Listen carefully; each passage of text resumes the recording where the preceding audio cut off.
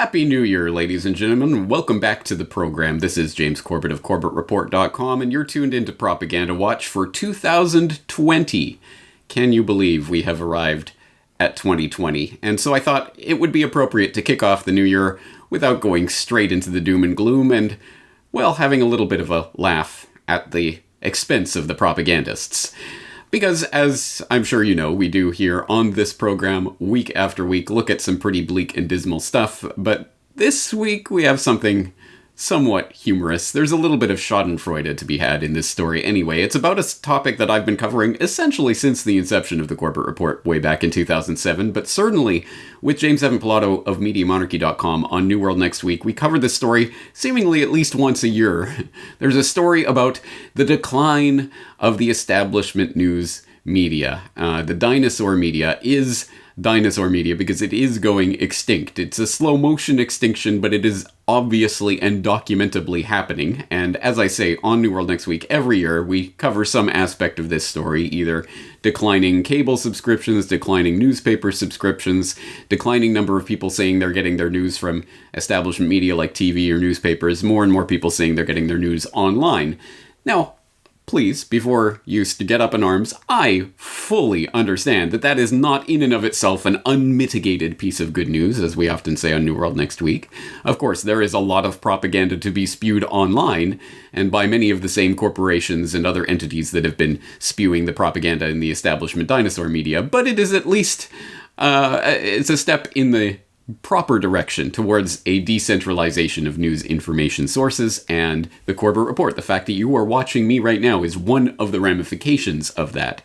So, I admit I take a little bit of pleasure from watching the struggles of the old establishment dinosaur media, so I did enjoy this recent article from Axios.com, A Year of Media Upheaval, where it notes 2019 was a transformative year for the U.S. news media industry, but it was also one of the most turbulent points in its history. The big picture: there were enormous business challenges which resulted in an unprecedented number of layoffs, desperate product maneuvers, and fire sale deals. Learn to code, Mockingbird repeaters, learn to code. Driving the news. The impeachment of President Trump by the House of Representatives on Thursday was prompted by a whistleblower's complaint. But the stage was set by the dogged reporting of many journalists across the country. Only some inside the Beltway journalists could possibly write this nonsense, but anyway. But despite those efforts, the economic outlook of the news industry is still grim heading into 2020. Think about that. Think about that phrase, the news industry. At least they're calling it out for what it is and what we all know that it is, but it's never referred to as that, is it? It's the news industry. And what is the product of the news industry? I mean, of course, we'll always say, well, if it's being offered for free, then you're the product and they're selling you to the advertisers. But more accurately, they are packaging a product, this news product, that they then present to you, and you are paying with your attention, which they then sell off to the advertisers. But the product is this thing that they are packaging that they call the news. And let me remind you, please go back and rewatch my take a couple of years ago on the news is a social construct. It is used to program you. This is the industry that they are involved in, creating the news, which we all must talk about, and we all must follow these stories because this is the news that is happening. And that has been a remarkably effective way of setting the agenda for a very long time. But there are cracks in that system that are forming, and one example of that is given here in the article. The impeachment process has proven that voters are starting to tune out political coverage, which for the past few years has been the news industry's biggest moneymaker. That reality, coupled with an anticipated recession, has newsrooms on edge. Yes, think about that. Yes, the political puppet show, which is the shadows on Plato's cave's wall, meant to distract you and keep you occupied and keep you fighting with each other and keep you arguing about shadows rather than the things that are casting the shadows, rather than reality, is not really entertaining the public enough anymore. They're not so engrossed by every moment of America's next top president. Edition, year 3 edition. Well, let's hope this 2020 selection circus can revive those flagging dollars from this money-making venture that is the news industry. This is a remarkably telling article in a lot of ways when you start to really parse the language that they're even using here. It goes on to say, where things stand, 2019 was a particularly brutal year for older news industries like newspapers, magazines, television, and radio. Revenue for television was down nearly 4% this year, and for print, it was down nearly 20%. And it goes on to detail some of that, and it says, to be smart, legacy industries still continue to serve local news markets, which are mostly void of the same investments financially and in tech and talent as national outlets. So local news is where it's at. It then goes on to give some stats that are actually misleading, if anything. It talks, for example, the two biggest local newspaper holding groups, New Media, Gatehouse and Gannett, and McClatchy, which collectively house over 700 newspapers, had a combined market cap value of as of Thursday of less than $800 million. By comparison, Apple, which this year launched its own news product, is worth more than $1.2 trillion. I mean, that's not even apples and oranges, that's apples and aardvarks, but point taken. Clearly, they're gesturing towards new media, and digital news media and online news media is eclipsing the old establishment 20th century mass broadcast media, obviously. I mean, I think we all understand that. And then it goes on to talk about how, of course, they're trying to shift online, but even that is not going so well.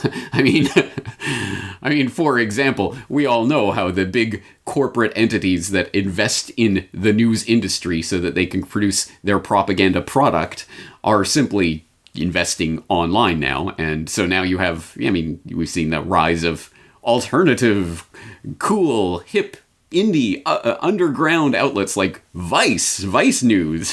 Hello, fellow teenagers. We are Vice News. We are trendy and hip, like us.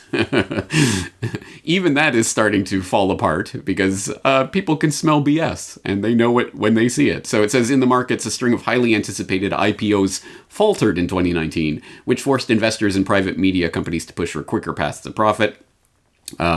Given that news is traditionally a slow-growth business, many desperate efforts to make money quickly, like launching half-baked subscription or video products, fell short, and for some media upstarts, that pressure proved perilous. Splinter, the left-leaning news and opinion site, shut down this year after its parent company, Geo Media, was purchased by a private equity company for less than half of what it was worth just 3 years earlier. Its sister company, Deadspin, is now essentially defunct. And it goes on to say that the big picture, as a result of these realities, investor sentiment in digital media has begun to slip, and investments in the sector are predicted to decline in the next decade. That matters because over the past few years, private investment into media companies soared at all levels. Many of the venture-backed media companies that were expected to go public eventually, like BuzzFeed and Vice Media, no longer seem heading in that direction. Disney this year wrote down all of the $400 million it invested in Vice. I mean, just that sentence alone, parse that one. Oh, you didn't know? Yeah, Disney, the Mickey Mouse Corporation, has a $400 million investment in Vice. The cool, hip, urban, trendy, hey guys, look at us, we're Vice. Hello, fellow teenagers. With the Mickey Mouse ears sticking out of its hoodie. And they just wrote down all $400 million of their investment in Vice because it ain't paying off. People aren't swallowing that particular brand of propaganda. I wonder why. And then, between the lines, these challenges took a human toll on journalists and news industry employees around the country. By some estimates, nearly 8,000 Mockingbird repeaters were laid off lost their jobs in media in 2019. That level of attrition is on pace to be the highest it's been since the 2009 recession. I hope they can learn to code.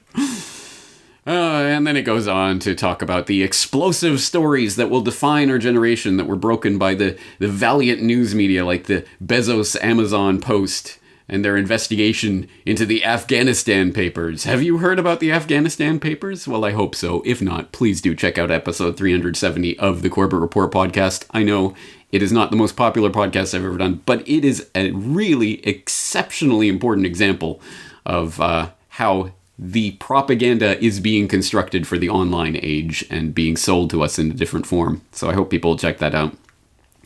But all of this is to say, Happy New Year. happy new decade, although the decade doesn't start till 2021, James.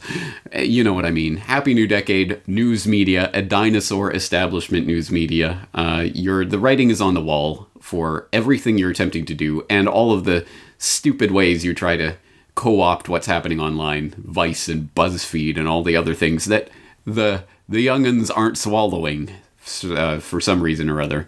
So this is a little bit of good news and a bit of schadenfreude. And it was also a good goad for me, because I have certainly seen Axios come up on my news feeds before, and it was one of those outlets that kind of came up out of nowhere, and then I see it from time to time. And I really didn't know the history of it, because I don't follow this on a daily basis. So I did look up. I wonder who Axios is. I mean, is this some sort of independent site or some what's its pedigree? Why does it?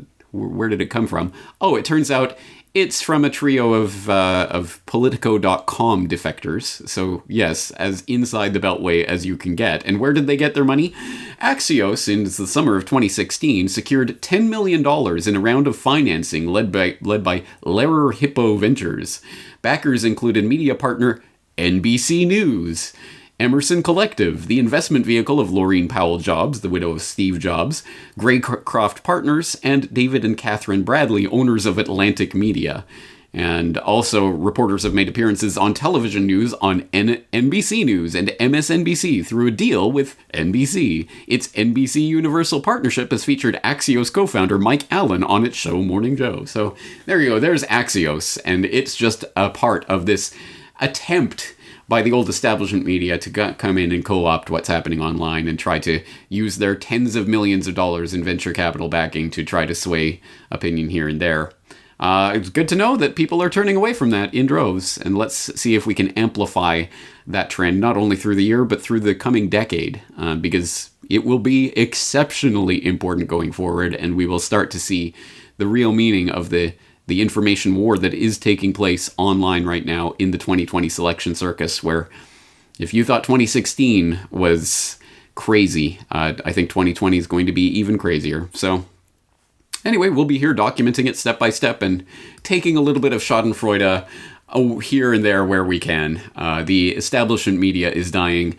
The war is not over and has not been won, but at any rate, we'll take a little bit of shameful pleasure in these types of things. On that note, Happy New Year, everyone. Looking forward to another year of all sorts of reporting on all sorts of issues. I hope you'll be here with me. James Corbett, CorbettReport.com.